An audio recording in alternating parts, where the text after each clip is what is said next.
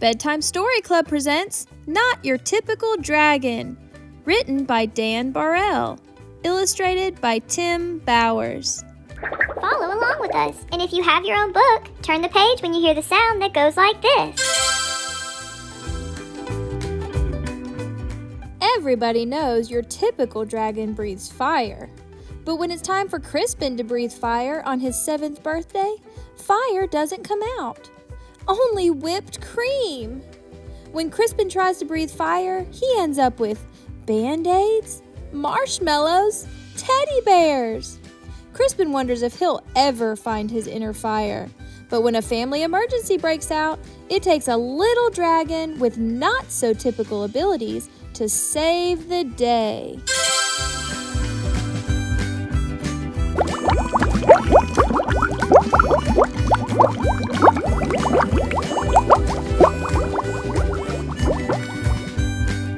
Okay, kids, what time is it?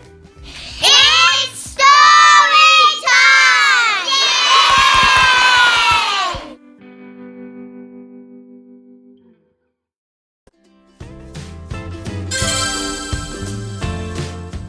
Crispin Blaze was born into a proud family of fire-breathing dragons. Every Blaze breathes fire, explained his father. I breathe fire, your mother breathes fire, and tomorrow when you turn 7, you'll breathe fire too.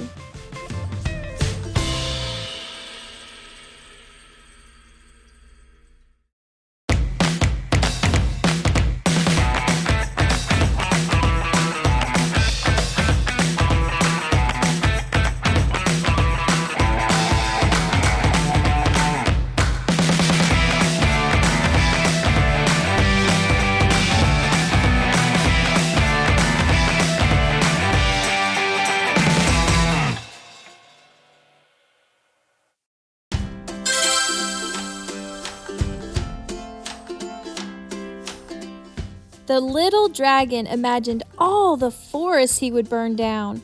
He dreamed of all the castles he would destroy.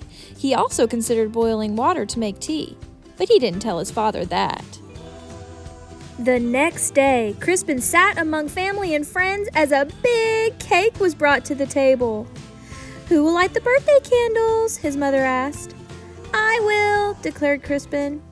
He could feel a tingling inside his tummy. But when he opened his mouth, fire did not come out. Whipped cream came out. "Crispin," shouted his father, "dragons breathe fire." "What will the neighbors think?" worried his mother. "I love whipped cream," said his little sister Ashley.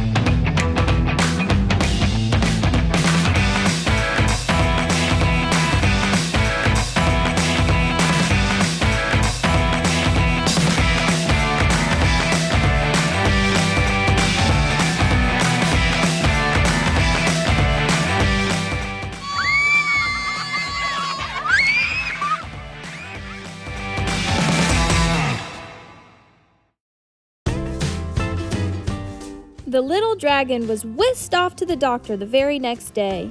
"Please fix my son," demanded Crispin's father. "What seems to be the problem?" asked the doctor. Crispin opened his mouth and breathed, but fire did not come out.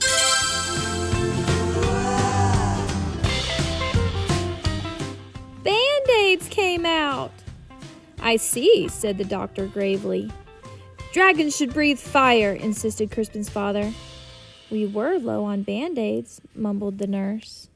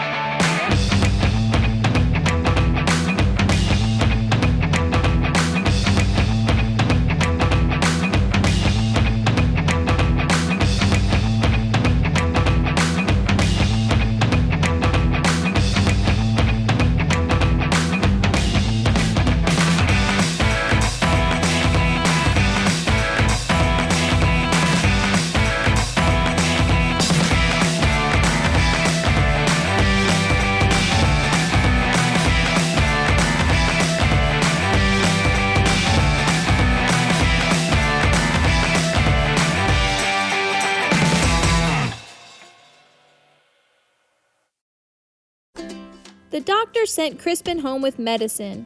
He swallowed 2 teaspoons before going to school. "It will help you become a real dragon," said his father with a wink. After school, Crispin joined his first fire-breathing practice. One by one, little dragons aimed their fiery breath at stacks of logs until they burst into flames. Crispin stepped up confidently. He could feel the medicine bubbling in his belly. But when he opened his mouth, fire did not come out. Marshmallows came out! "Dragons breathe fire!" yelled the coach. "Isn't that right, class?" The other dragons didn't answer. They were too busy looking for pointy sticks for marshmallow roasting.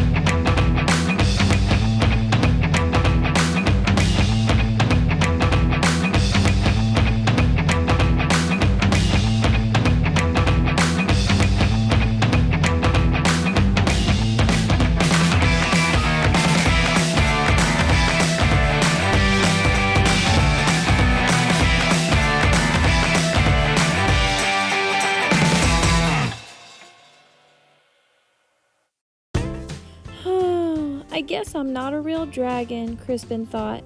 He worried that his family would be disappointed, so he ran away from home.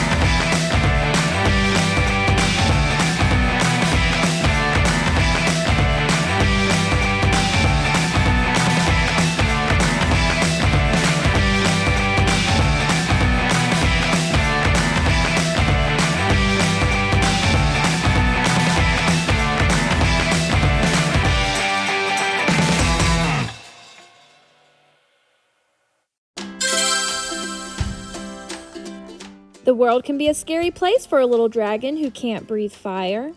Crispin found a dark cave. "I'll be a fireless dragon all by myself. I won't bother anyone, and no one will bother me." An hour later, he had a visitor. "I am Sir George," squeaked a thin, shiny knight. Show yourself, dragon!" Crispin shuffled out of the cave. The thin, shiny knight held up his thin, shiny sword. Do your worst, dragon!" Crispin opened his mouth, but fire did not come out.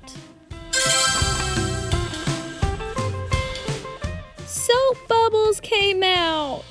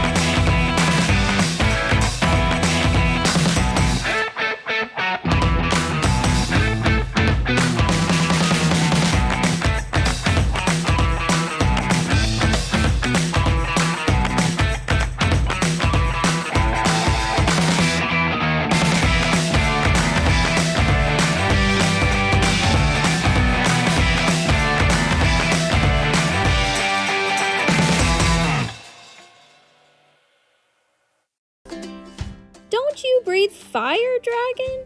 Crispin shook his head. "I can't." Sir George moaned. "Oh, but my father insists I fight a fire-breathing dragon. It even says here in my book that your typical dragon breathes fire." "I'm not your typical dragon," Crispin explained. Sir George sighed. "I can't go home." "Me neither," Crispin nodded. But then he had an idea. "Maybe your book could tell us what to do." "Of course!" Sir George searched through the pages. "It says it's probably just your diet." Sir George fed Crispin spicy curry, scorching chili, and blistering salsa. Crispin opened his mouth, but fire did not come out. Red party streamers came out. "At least they're the right color," said Sir George kindly.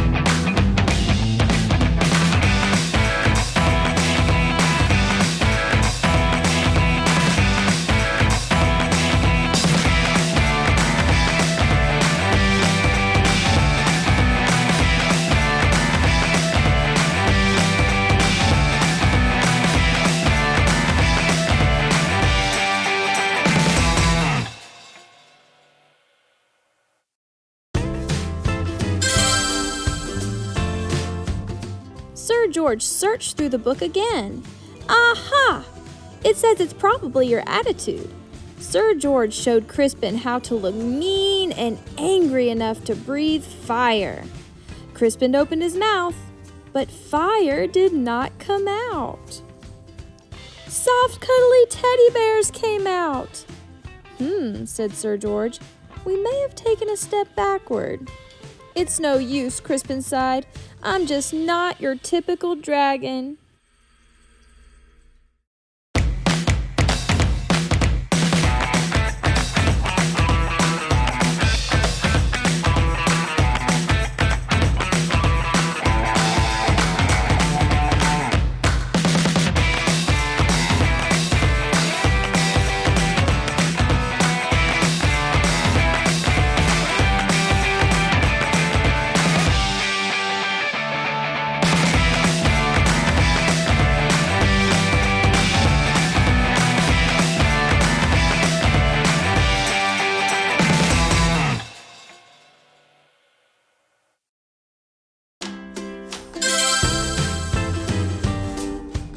But Sir George was not ready to give up.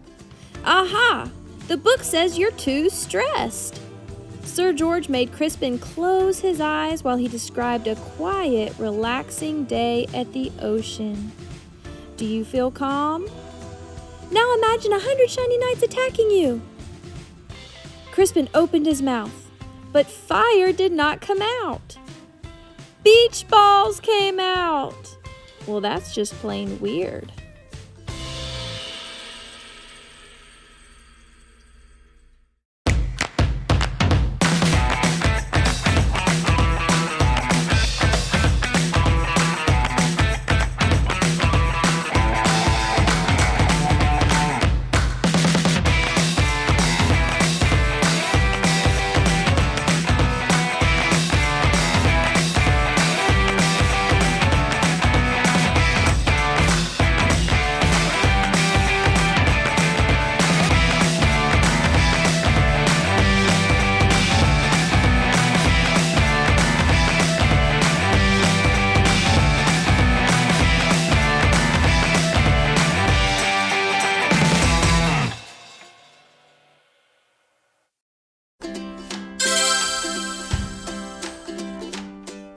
Secretly, Sir George was glad that Crispin couldn't breathe fire.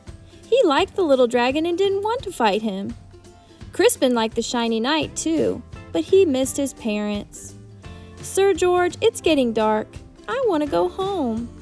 The shiny knight patted him on the back. "Don't worry, little dragon. I will take you." Crispin's parents were relieved when he arrived home safely. Sir George was about to say goodbye when they heard a shout. "There you are, boy! Why on earth are you playing with a fire-breathing dragon?" "He's my friend, Father," whispered Sir George. "And besides, he doesn't breathe fire." "A dragon that doesn't breathe fire? That's the silliest thing I've ever heard," the shiny man laughed. Crispin's father stormed out of the house. "My son is not silly. He may not breathe fire, but I certainly do." Crispin's father let out a powerful spray of flames.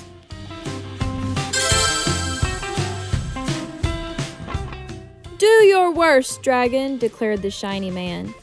But then the flames scorched the lawn. "That's enough, honey," said Crispin's mother. Then the flames singed the fence. "You've made your point, dear. Now stop showing off," she scolded. Then the flames ignited the roof. Crispin's father panicked.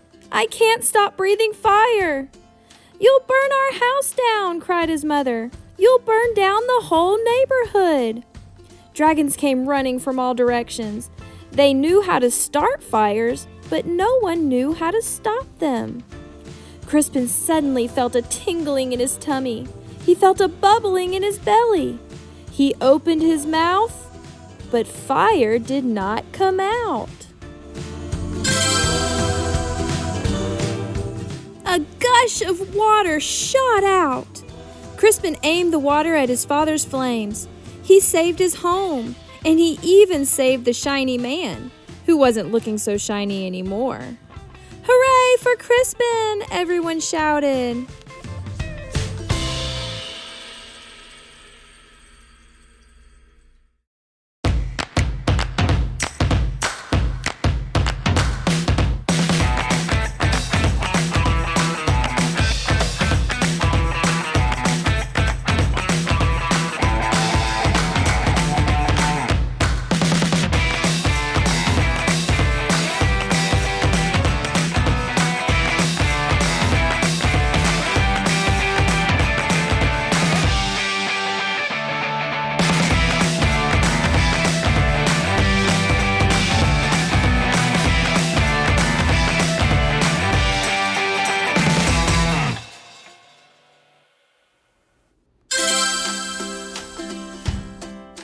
On Crispin's next birthday, there was a big party. Family and friends came from all over the land. Sir George and his family came too. Lots of dragons were dancing. Crispin stood with his mouth open wide. Fire still did not come out. Music came out instead. "Your son," said an old uncle to Crispin's father. "He's not your typical dragon, is he?" "No," replied Crispin's father proudly. "My son is something special."